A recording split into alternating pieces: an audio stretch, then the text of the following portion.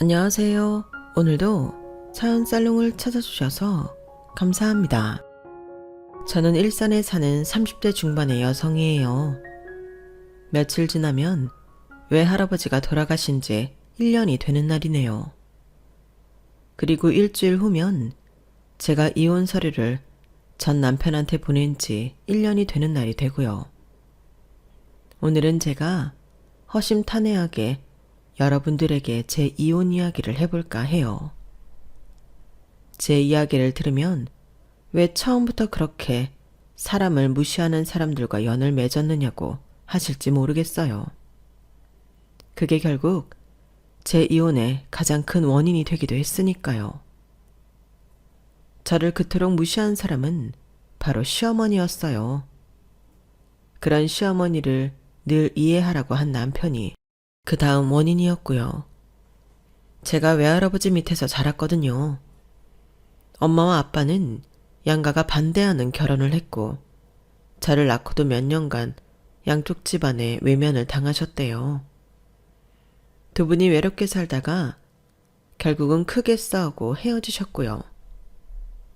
그러고 얼마 안 돼서 엄마는 돌아가시고 저는 외갓집에 가게 됐는데요. 아빠가 데리고 오고 싶었지만 친가 할머니가 너무 심하게 반대했고 또 그 즈음에 아빠가 재혼을 준비 중이었대요.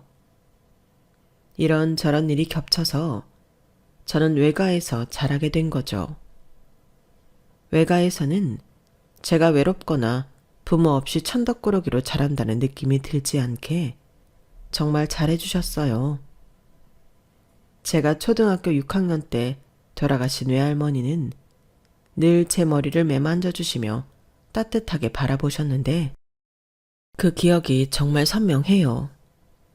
양계장과 과일농장을 함께 운영하고 계셨던 외할아버지는 제가 기죽을까봐 동네 젊은 부모들한테 요즘 애들 뭐 사줘야 되는지 물어보시기까지 하셨대요.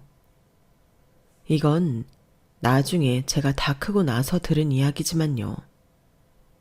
그래서 저는 한 번도 유행이 뒤처지지 않게 없는 게 없이 다 갖추고 학교를 다녔어요.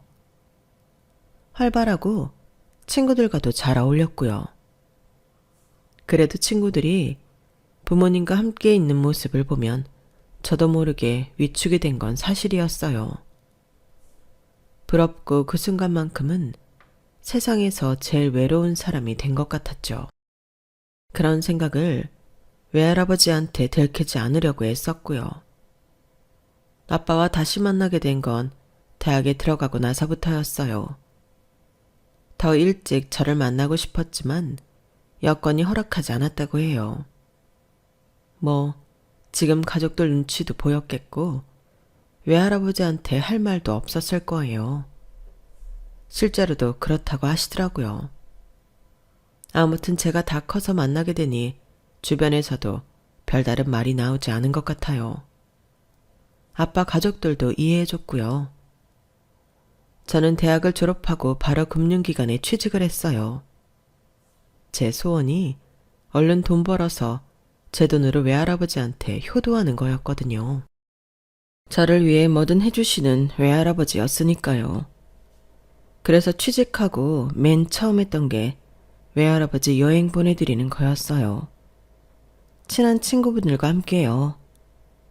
제주도 2박 3일 여행이었고 호텔비는 카드로 할부한 거라서 큰 부담이 없었는데 제가 용돈도 다 드리고 호텔도 좋은데 예약했더니 외할아버지 친구분들이 손녀 대단하다고 난리도 아니었대요. 외할아버지가 저한테 해주신 거에 비하면 정말 아무것도 아닌데 말이죠. 그 다음에는 동남아 여행도 보내드렸고 중국 여행도 보내드렸죠.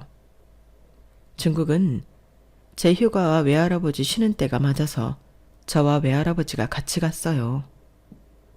그 여행이 제가 성인이 돼서 외할아버지와 함께한 처음이자 마지막 해외여행이 되었고요.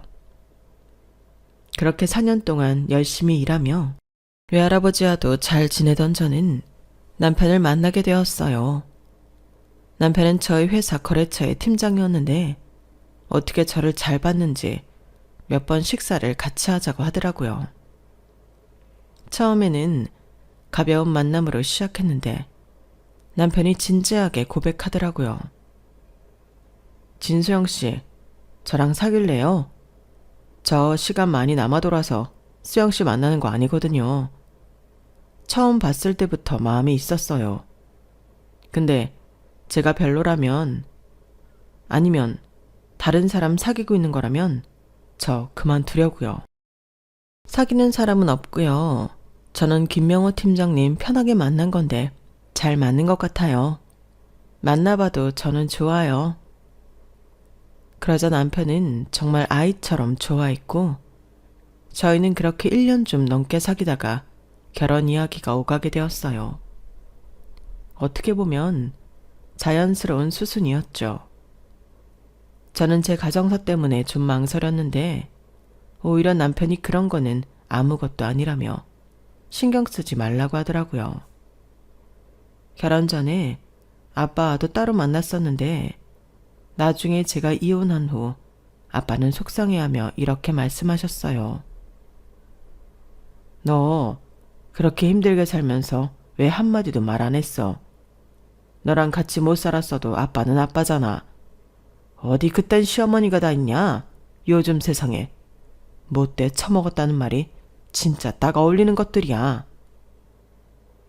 아빠가 알면 외할아버지도 알게 될 텐데 그러면 외할아버지가 어땠을 것 같아? 난 그래도 시어머니 짤이 사납게 생겼다고 걱정하셨잖아. 에휴, 내가 적극적으로 말렸어야 됐는데 애비 노릇 못한 죄로 나서지 않은 게 더 큰 죄 같다. 그런 말 마. 이제 다 지나간 일이고 나 이제 이렇게 아빠랑 같이 지낼 수 있는 것만으로도 정말 좋거든. 앞으로 더 잘 살면 되지 뭐. 미안하다 수영아. 네가 마음고생한 게 다 아빠 잘못인 것 같아서 너무 미안해. 아니야.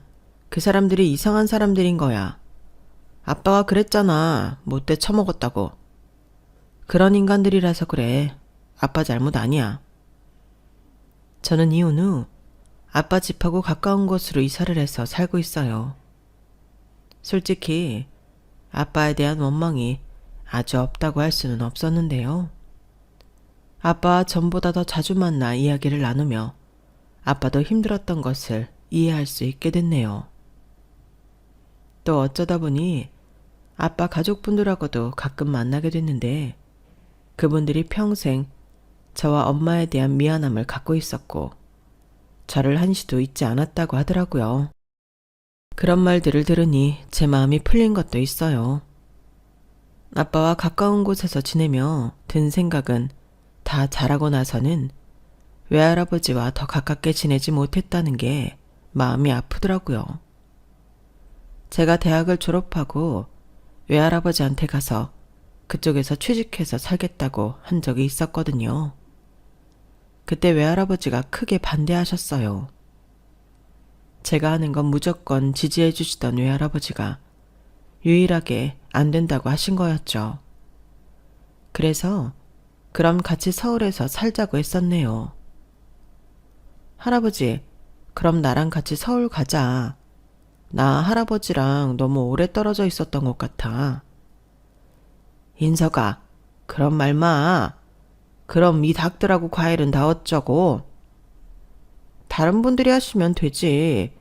말하자면 할아버지는 사장이나 다름없잖아. 이놈아, 사장이 회사 비우면 그 회사는 끝이야. 그런 말 말고 젊은 사람 일자리 많은 데에 가서 네 능력 펼치고 살아.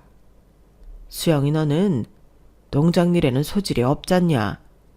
그게 딱 네 엄마 닮았단 말이지. 사람은 자기 타고난 걸 개발하며 살아야 행복한 거야. 할아버지가 네 엄마한테 그걸 못 해준 것 같아 너무 후회되고 속상한데 하나뿐인 외손녀한테까지 그러라고? 할아버지 계속 일만 하면 건강은 어쩌고. 나도 할아버지 걱정돼서 그러는 거야. 할아버지 끄떡없다. 20년 30년도 일할 수 있어. 너 휴가 때 만나러 오면 되잖냐.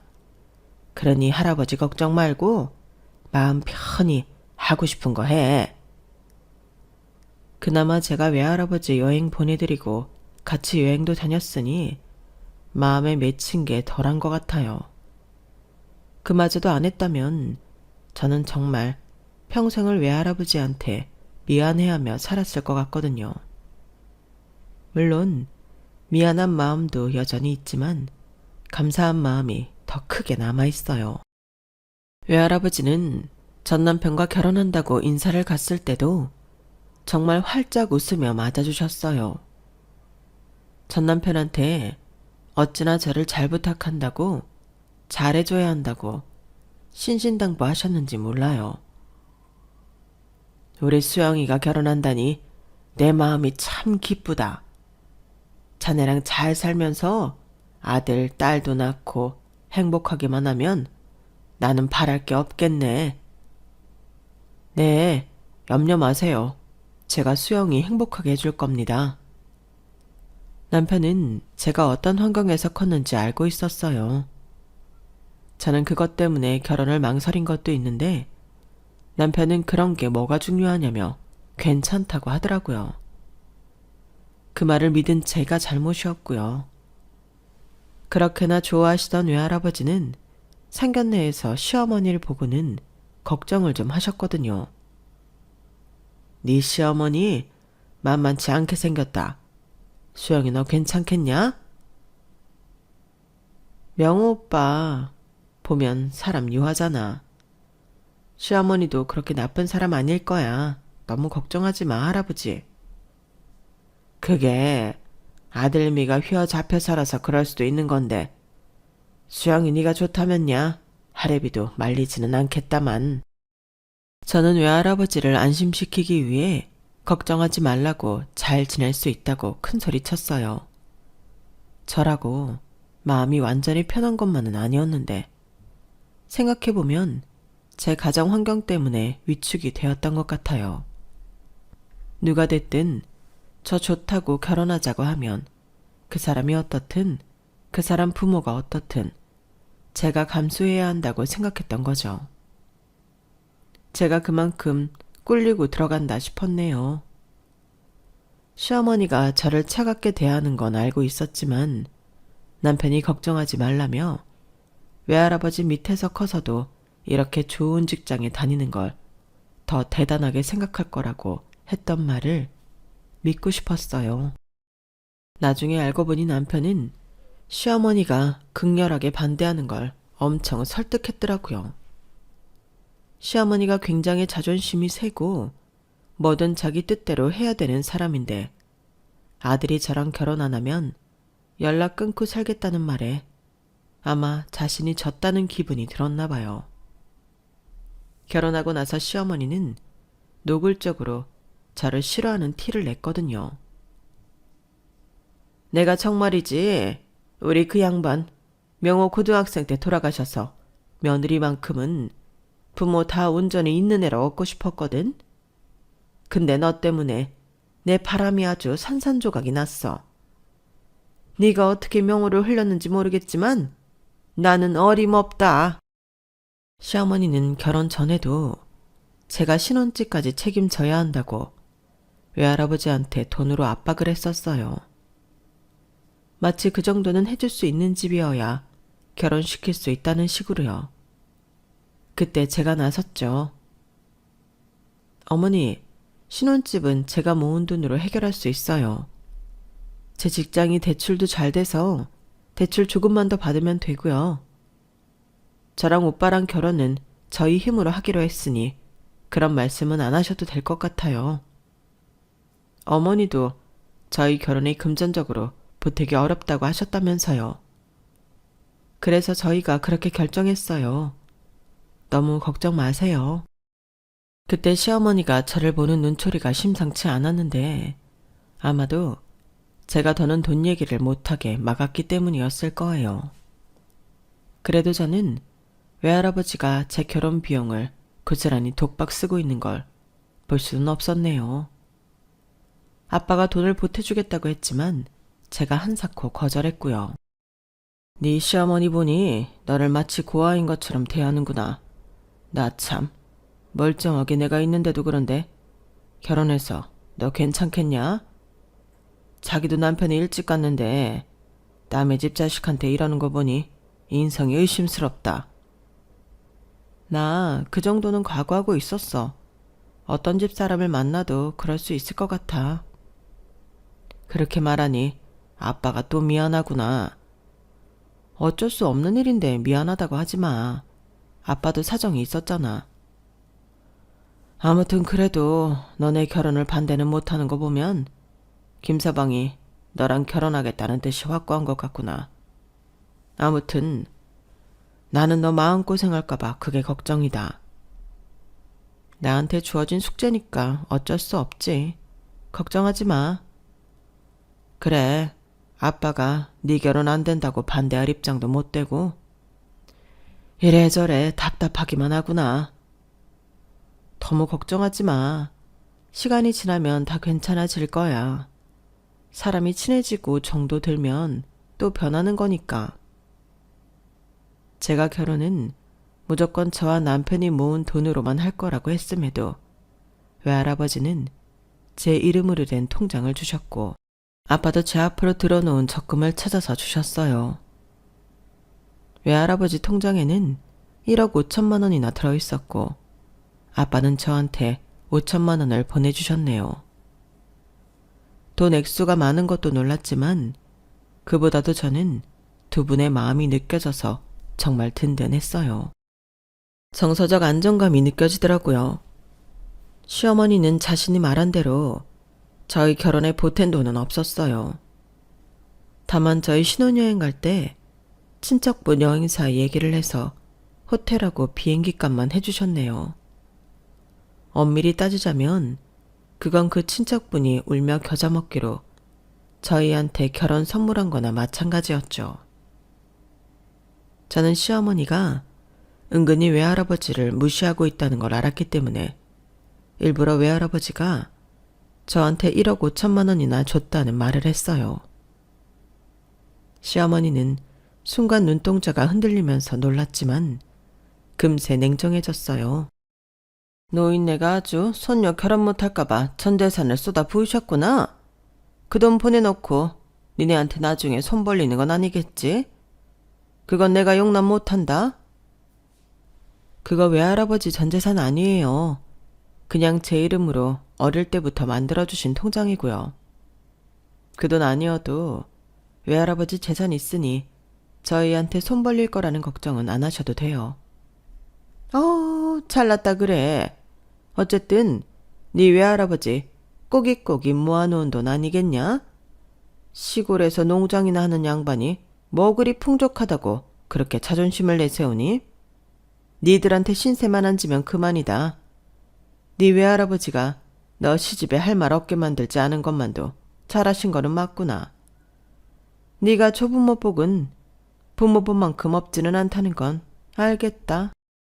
네, 이렇게 손녀 대학까지 보내고 누구나 부러워하는 직장까지 갈 수 있게 하는 외할아버지가 우리나라에 몇이나 있겠어요. 저 외할아버지 복 많은 거예요. 외할아버지 덕분에 저희 신혼생활에 비자금 생긴 거니 명호 오빠도 제 덕복을 살 거예요.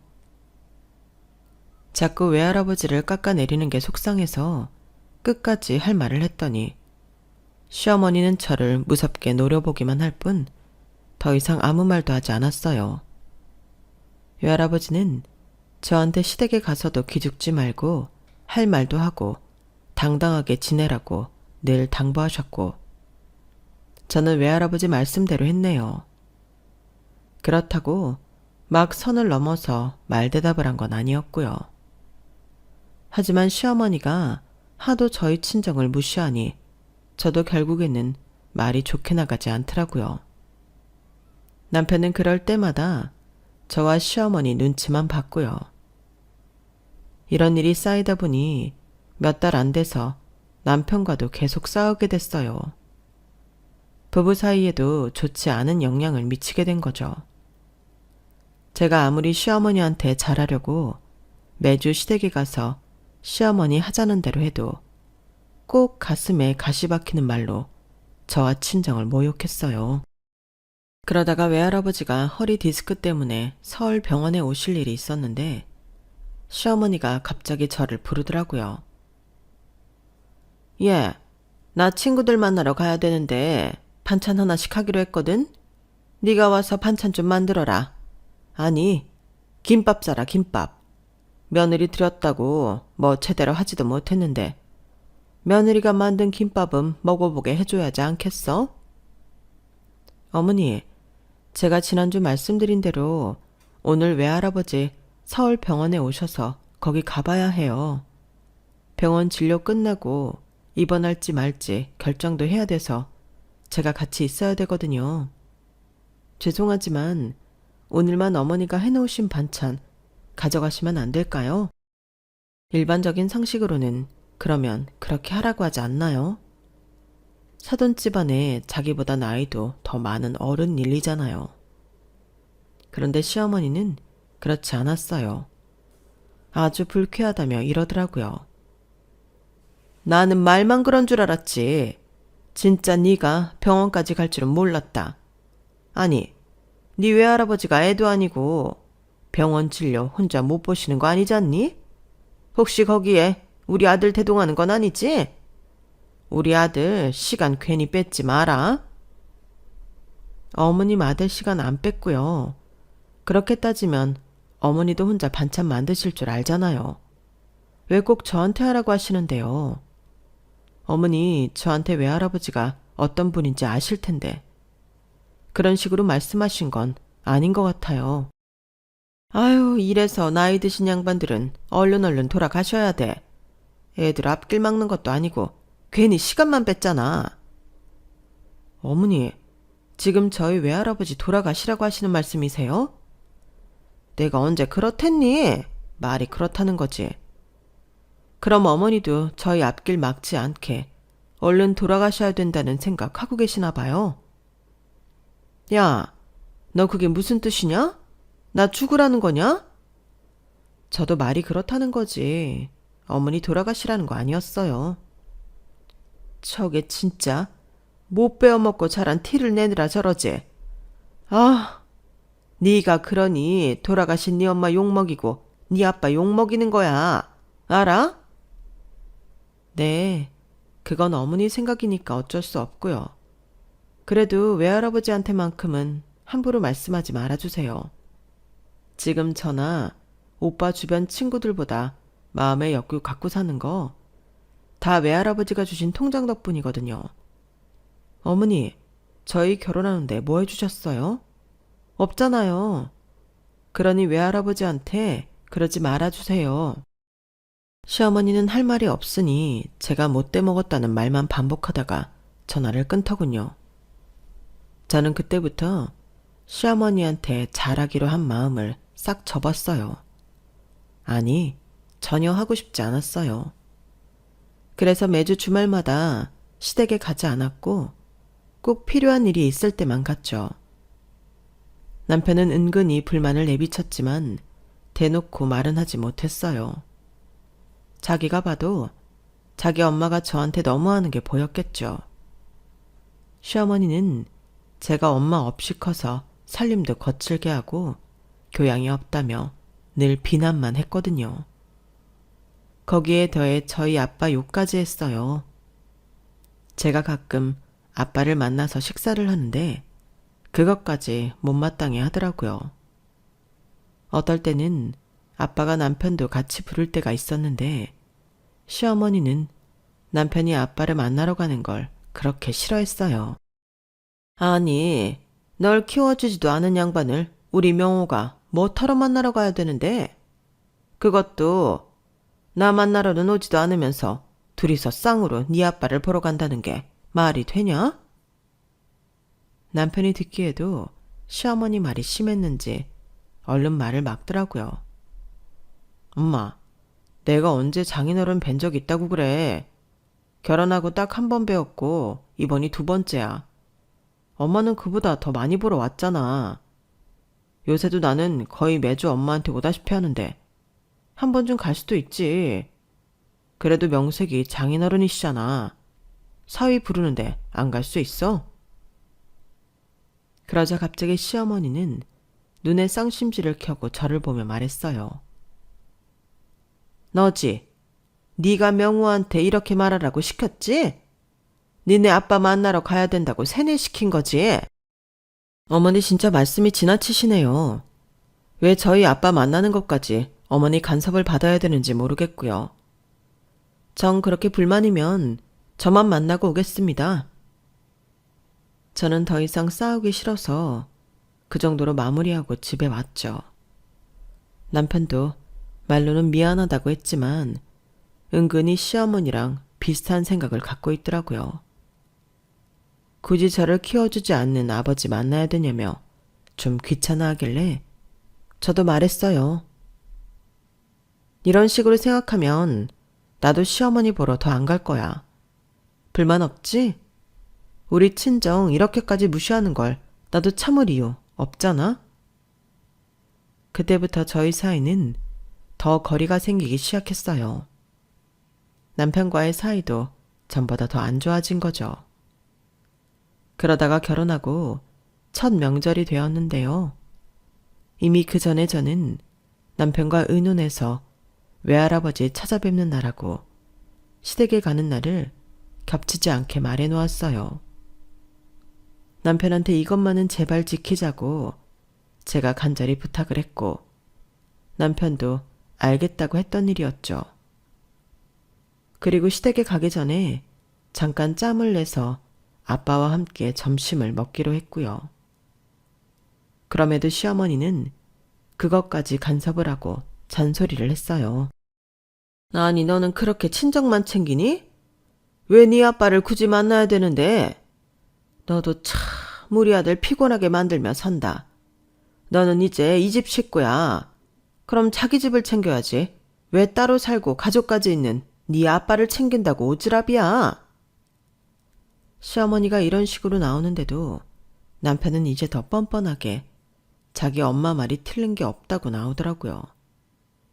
그렇게까지 말을 하니 저도 그럼 명절에 시댁에 못 가겠다는 말이 나왔어요. 그러자 시어머니는 집안에 며느리가 잘못 들어왔다며 길길이 날뛰었어요. 저는 심각하게 이혼을 고민하기 시작했어요. 그게 명절 되기 두어 달 전 일이었네요. 명절이 코앞이었던 것도 아니고 그렇게 한참 전부터 난리였으니 제 스트레스가 이만저만이 아니었어요. 제가 너무 힘들어서 회사에서 야근까지 하고도 집에 들어갈 생각이 나지 않던 날이 있었어요. 남편 꼴을 보면 더 화가 나고 열불이 터지니 집에 가기가 싫더라고요. 그런데 느닷없이 외할아버지한테서 전화가 왔던 거였어요. 우리 손녀 잘 있나? 어째 하루비 꿈에 자꾸 우리 소영이가 보이노? 별일 없이 지내는 거 맞아? 나 잘 지내니까 꿈에 나오나 보네. 나 지금도 회사 끝나고 집에 가는 중이야. 할아버지는? 요즘 허리는 괜찮고? 안 아파? 할아버지야 늘 고마운고만 하지. 우리 강아지 잘 지내나 그게 제일 걱정이지. 에이 뭐 그런 걱정을 해. 괜찮아 할아버지. 나 이번 주말에 내려갈게. 됐다. 오긴 뭘 오냐? 모처럼 쉬는 날인데 푹 쉬고 놀아야지. 저는 외할아버지의 마음 씀씀이에 눈시울이 붉어졌고 우는 티를 내지 않느라 얼마나 애를 썼는지 몰라요. 역시 저를 생각해주는 건 외할아버지밖에 없다는 생각도 들었고요. 그런데 그런 외할아버지가 명절을 앞두고 갑자기 돌아가셨어요. 여느 때나 다름없이 새벽에 일어나셔서 농장에 나가셨는데 갑자기 쓰러졌다는 거였어요. 뇌출혈이었고 사람들이 발견하기까지 늦어져서 외할아버지는 응급실에 옮겨지고 바로 사망 선고를 받으셨다고 해요. 너무나 허망하게 돌아가신 거죠. 제가 그 연락을 받은 게 막 시댁에서 저를 불러서 가는 도중이었어요. 시어머니가 명절 때 쓸 그릇을 새로 사달라고 하더라고요. 뭐 새 식구가 생겼는데 그릇들이 너무 낡고 개수가 부족하다나요? 그래서 시어머니가 원하는 브랜드로 백화점에서 사서 가져가고 있었죠. 저는 전화를 받자마자 바로 차를 돌려서 지방으로 내려가며 시어머니한테 연락을 했어요. 외할아버지가 돌아가셔서 가봐야 한다고요. 그러면 당연히 얼른 가라고 하고 자기도 따라오겠다고 할 거라 생각했어요. 그래도 집안 어른이 돌아가신 거잖아요. 그런데 시어머니는 정말 너무도 상식 밖의 말을 했어요. 그럼 그릇은 어쩌고? 그릇은 나한테 주고 가야지. 어머니, 지금 저희 할아버지 돌아가셨다니까요. 예, 네 외할아버지 언제 돌아가셔도 이상하지 않을 양반이었다. 나이는 90 다 돼가서 마음의 준비는 하고 있었던 거 아니냐? 그거 몇십 분쯤 늦는다고 뭐 큰일 나니? 그 정도면 니들 평간호 안 시키고 아주 잘 돌아가신 거다. 그러니 나한테 그릇 갖다 주고 가려무나? 어머니, 진짜 해도 너무하시네요. 누가 어머니 돌아가실 때 살 만큼 살다가 죽었으니 슬퍼하지 말라고 하면 어떨 것 같으세요? 그리고 저한테는 외할아버지 돌아가신 거 굉장히 큰 거예요. 제 할아버지인 동시에 제 부모님이었다고요. 됐으니까 어머니 그릇은 어머니가 사세요. 아니, 너는 이제 이 집 식구야? 네 외할아버지 식구가 아니라고. 그리고 니네 아빠가 사위면 사위가 알아서 장인어른 장례 챙기면 되는 건데 왜 너는 네 위치를 자꾸 착각하냐? 그러면서 날 가르치려 들어? 진짜 버르장머리 없기가 하늘을 뚫는구나. 당장 오지 못해. 저는 그 순간 정신줄이 탁 끊기는 느낌이었어요. 나 댁 같은 여자랑 같은 식구 아니니까 그런 줄 알아. 줏대 없고 댁 눈치나 보는 댁의 아들하고도 안 살 거니까 그렇게 알아. 그렇게 소리를 지르고 전화를 끊고는 남편한테도 연락했어요. 나 너랑 이혼할 거야. 그러니까 그런 줄 알아. 더는 비상식적인 네 엄마 상대 못하겠다. 근데 너는 한 게 뭐 있어? 네 엄마 이해하라는 말만 하고 결국 나한테 모든 걸 뒤집어 씌우더라. 너랑 끝이야. 그러니까 너도 외할아버지 장례식 오든지 말든지 알아서 해. 저는 전화를 끊고는 차 안에서 엉엉 통곡을 하며 병원 장례식장으로 갔어요. 아빠는 이미 와서 외할아버지 농장 직원분들하고 빈소를 차려놓고 계셨고요. 저는 그렇게 외할아버지 돌아가시는 순간도 보지 못하고 조문객들을 맞이하게 됐어요. 남편과 시어머니는 저한테 연락 한 통도 없었고요. 그러다가 마지 못해서 마지막 날 늦은 시간에 둘이 찾아왔더라고요. 저는 아예 외면하고 두 사람 얼굴을 쳐다보지도 않았어요. 저는 이미 아빠한테도 남편과 시어머니 이야기를 했고 이혼하겠다는 말도 해놓았어요. 아빠 역시 남편을 아주 차갑게 대했네요.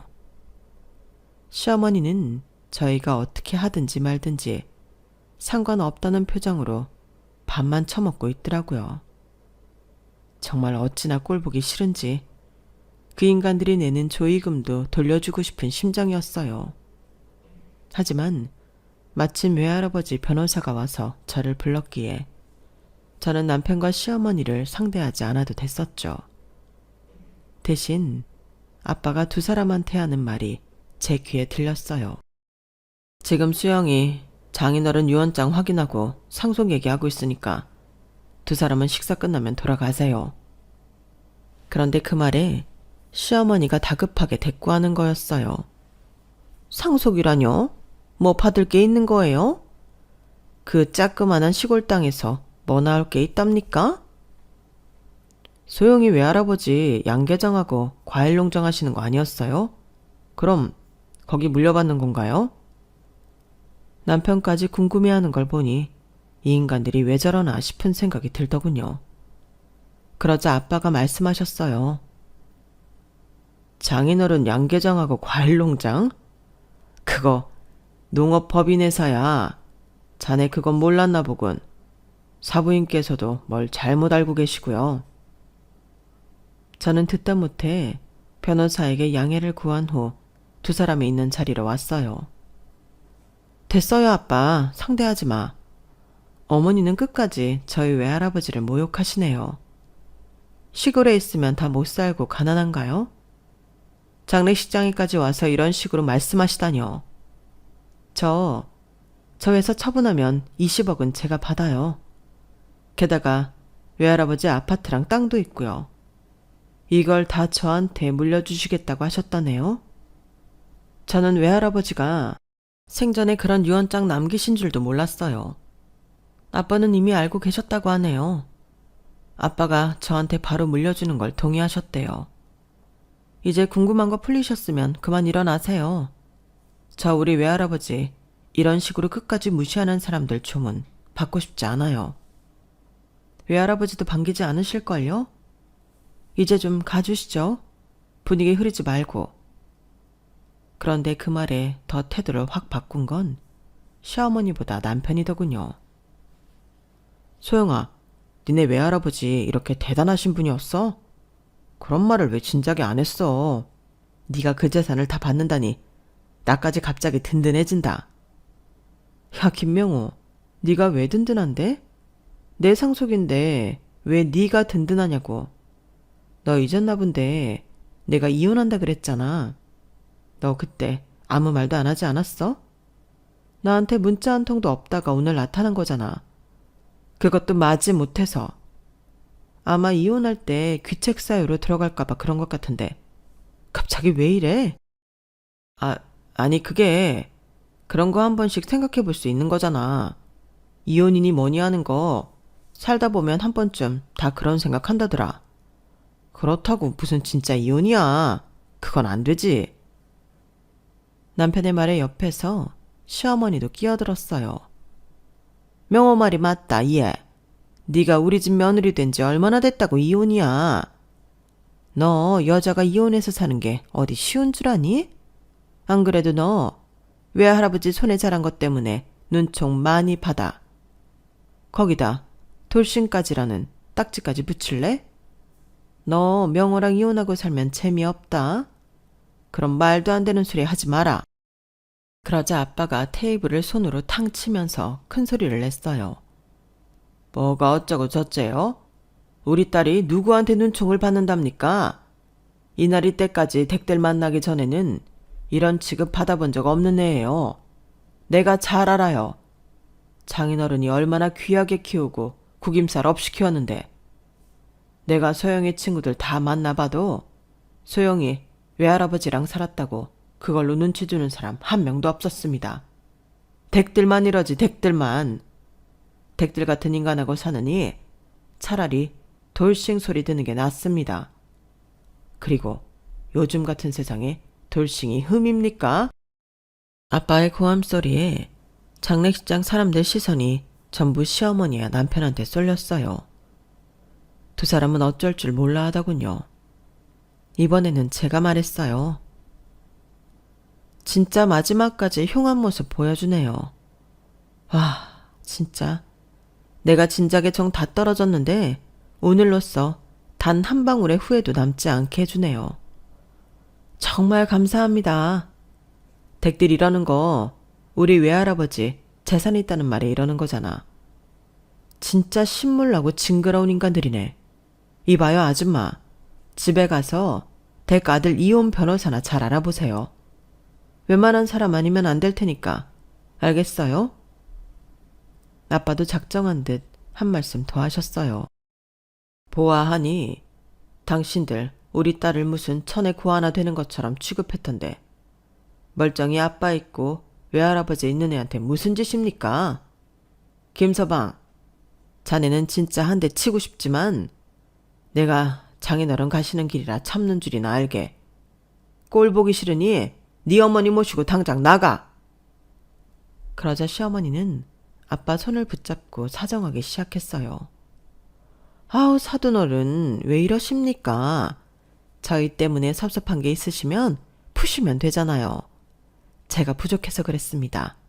용서하시고 애들 이혼 말려주세요. 아빠는 시어머니 손을 탁 쳐내며 말씀하셨어요. 됐습니다. 이제 와서 그런 말 한들 그게 진심이 아니라는 것 정도는 저도 압니다. 우리 딸도 알고 여기 있는 사람 다 알 겁니다. 당신이 우리 장인어른 재산 노리고 이러는 거. 주변 사람들이 매서운 눈으로 시어머니와 남편을 노려보자 두 사람은 허둥지둥 자리를 떠났어요. 장례를 다 마친 후에 저는 바로 이혼 서류를 남편한테 보냈지만 남편은 끝까지 도장을 못 찍겠다고 버티더군요. 그래서 저는 그동안 저한테 어떤 부당한 대우를 했는지 일일이 증명해서 위자료 청구 소송을 냈어요. 처음에는 남편이 어디 한번 해보라며 큰 소리 치더니 나중에는 위자료를 안 내려고 아주 이런 말 저런 말로 저를 회유하려 들더라고요.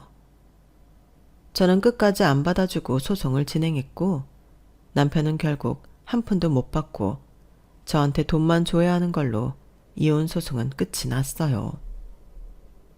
남편하고 시어머니가 분해서 어쩔 줄 몰라 하던 모습을 보고 어찌나 속이 시원하던지요. 저는 그 후에 아빠가 사시는 곳으로 이사를 와서 살고 있어요. 직장에서는 조금 거리가 있지만 그래도 이제 이 땅에 남은 유일한 저의 피부치가 아빠니까요. 아빠는 제가 이혼하게 된 걸 본인 탓이라고 하시며 마음 아파하셨지만 저는 인생 공부 잘했다며 아빠를 위로해드렸어요. 실제로도 그랬고요. 저는 앞으로 더 잘 살 것 같거든요. 회사도 잘 다니고 있고 외할아버지가 주신 재산도 있으니 무서울 게 뭐 있나요? 게다가 옆에 아빠도 있잖아요. 요즘은 아빠 가족분들도 제 편이 되어주신 것 같아 정말 마음이 든든해요. 그럼 저 앞으로 더 잘 살라고 응원해 주시길 부탁드리며 제 이야기 마칠게요. 들어주신 분들 모두 감사드려요. 다들 행복하세요. 여러분, 사연 댓글에 응원과 현명한 조언 부탁드려요. 좋아요와 구독은 저에게 큰 힘이 됩니다. 오늘도 좋은 일 가득하세요.